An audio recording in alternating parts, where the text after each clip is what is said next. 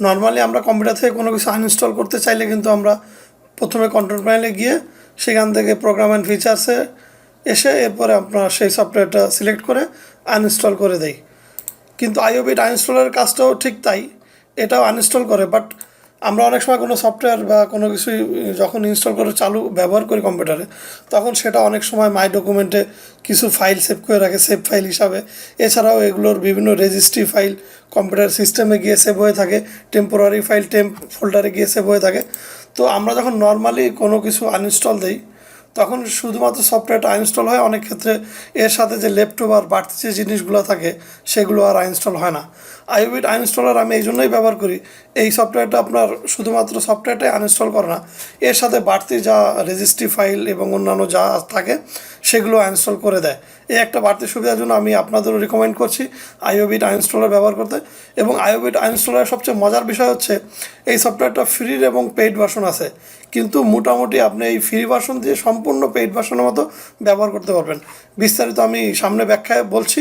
আপাতত আমরা আইওবিট আনইনস্টলার সফটওয়্যারটা কীভাবে কম্পিউটার ইনস্টল করবো সেটা একটু দেখিয়ে দিচ্ছি। এক্ষেত্রে প্রথমে আপনার কম্পিউটারের ব্রাউজার ওপেন করুন। আমি এখানে ক্রোমো ব্রাউজার ওপেন করেছি। এরপরে google.com-এ গিয়ে সার্চ বারে আইওবিট আনইনস্টলার লিখে সার্চ দিন। এরপর প্রথমে যে রেজাল্ট এসেছে IObit.com, এদের অফিসিয়াল ওয়েবসাইট থেকে আইওবিট সফটওয়্যারটি আমরা প্রথমে ডাউনলোড করে নিই, এরপর আমরা ইনস্টল দেব। 18 মেগাবাইটের সফটওয়্যার ডাউনলোড হয়ে গেছে অলরেডি। এখন আমরা ইনস্টল দিচ্ছি। ইনস্টল দেওয়ার ক্ষেত্রে আপনি ওপেন অথবা রান অ্যাজ অ্যাডমিনিস্ট্রেটর দিয়ে আপনি ইনস্টল করতে পারেন।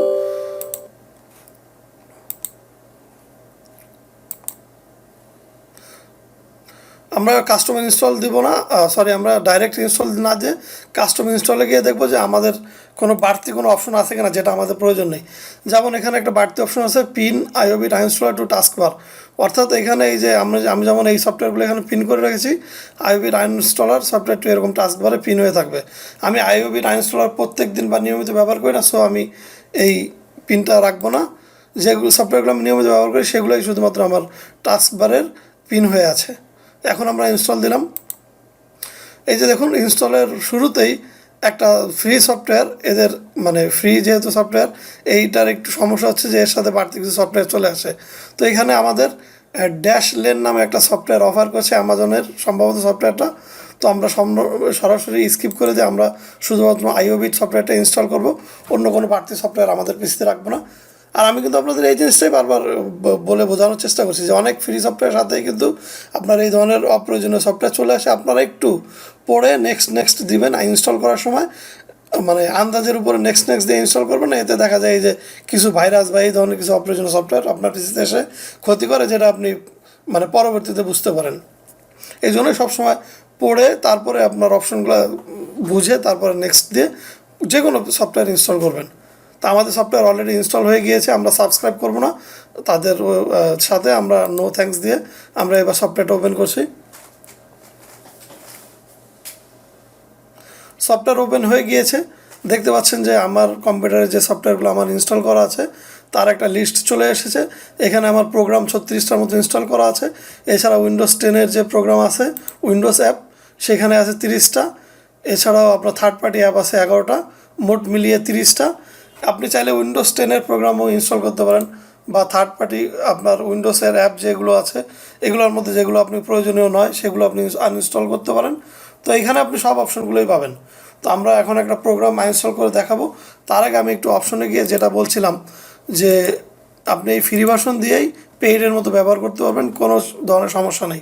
ফ্রি ভার্সনে আপনার দুইটা অপশন আপনার কম, দুইটা সুবিধার মধ্যে একটা হচ্ছে আপডেট অটোমেটিকলি, অর্থাৎ আপনার এই সফটওয়্যারটা অটোমেটিক আপডেট হবে না।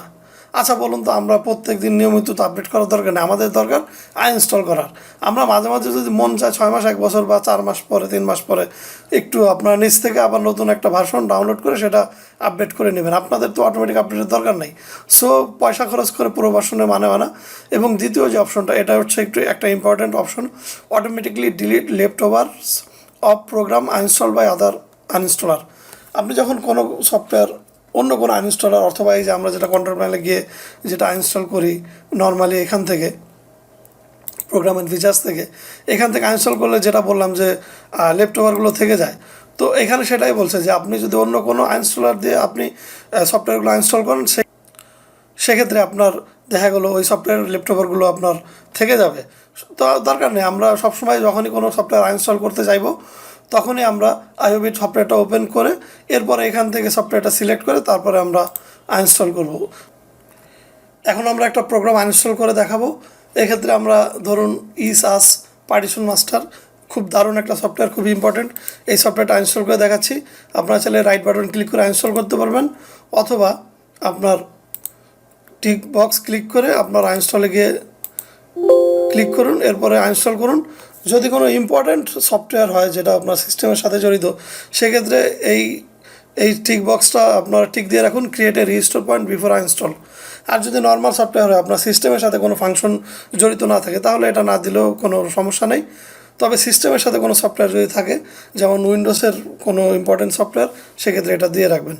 তো এখন আমরা automatically remove residual files already select করা আছে। তো এখন আমরা ইনস্টল দিচ্ছি। ইনস্টল শুরু হয়ে গিয়েছে। এখানে দেখতে পাচ্ছেন প্রথমে আপনারা সফটওয়্যারটা ইনস্টল হবে এবং তারপরে লেফটওভারগুলো ইনস্টল হবে।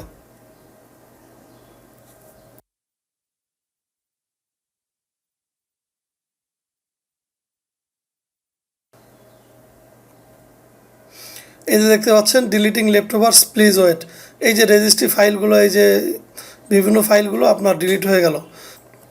এই হচ্ছে মোটামুটি আইওবিট আনইনস্টলারের কাজ। এটা খুবই, আপনার কম্পিউটারে যখন এই ধরনের কোনো অপ্রয়োজনীয় সফটওয়্যার ফুললি আনইনস্টল করতে চান, তখন এই ধরনের আইওবিট আনইনস্টলার সফটওয়্যার দিয়ে আনইনস্টল করবেন। তাহলে আপনারা আপনাদের কম্পিউটার থেকে যে অপ্রয়োজনীয় সফটওয়্যারটা আছে এর সাথে সব ধরনের রেজিস্ট্রি ফাইল আনইনস্টল করতে পারবেন। তো এই হচ্ছে মোটামুটি আপনার আইওবিট আনইনস্টলার সফটওয়্যার রিভিউ।